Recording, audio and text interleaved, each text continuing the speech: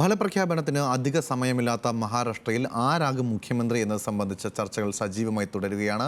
മുഖ്യമന്ത്രി പദത്തിനായുള്ള അവകാശവാദം ഇരു സഖ്യങ്ങളിലെയും പ്രമുഖ കക്ഷികൾ ഇതിനോടകം ഉന്നയിച്ചു കഴിഞ്ഞു.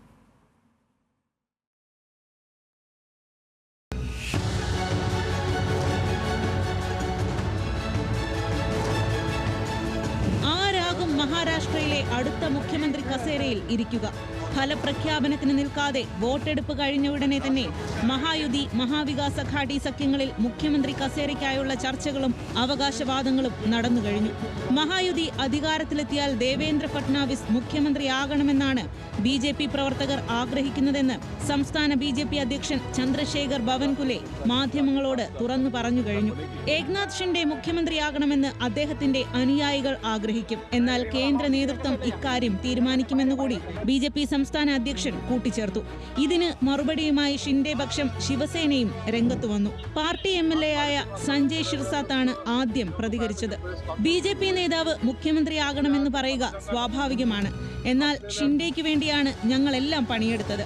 ജനം വോട്ട് ചെയ്തത് അദ്ദേഹത്തിനാണ്. അതുകൊണ്ട് മുഖ്യമന്ത്രി പദം ഷിൻഡെ പക്ഷത്തിന്റെ അവകാശമാണ്. സഞ്ജയ് തുറന്നടിച്ചു. എന്നാൽ കോൺഗ്രസും ശിവസേന ഉദ്ധവ് പക്ഷവുമാണ് മഹാവികാസ് അഘാടി സഖ്യത്തിൽ മുഖ്യമന്ത്രി പദത്തിനായി അവകാശവാദം നടത്തിയത്.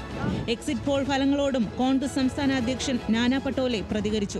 കോൺഗ്രസിന്റെ കീഴിൽ മഹാവികാസ് അഘാടി അധികാരത്തിലെത്തും. കൂടുതൽ കോൺഗ്രസ് സ്ഥാനാർത്ഥികൾ വിജയിക്കും. MVA സഖ്യത്തിൽ നിന്ന് മുഖ്യമന്ത്രി ഉണ്ടാകും, പട്ടോലെ പറഞ്ഞു. എക്സിറ്റ് പോൾ പ്രവചനങ്ങളെ തള്ളിയ ശിവസേന നേതാവ് സഞ്ജയ് റാവത്ത് നാനാ പട്ടോലെയ്ക്ക് മുഖ്യമന്ത്രിയാകണമെങ്കിൽ കോൺഗ്രസ് ഹൈക്കമാൻഡ് തീരുമാനിക്കട്ടെ എന്നും MVAയുടെ മുഖ്യമന്ത്രി മുഖം ആരുടേതെന്ന് ഒന്നിച്ച് തീരുമാനമെടുക്കുമെന്നും വ്യക്തമാക്കി.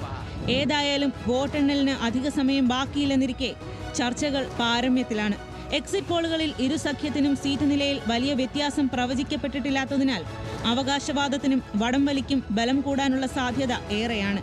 ഏതായാലും ഇനി വോട്ടെണ്ണൽ തീരുമാനിക്കും മഹാരാഷ്ട്രയുടെ അടുത്ത ജനവിധി. National desk, news Malayalam.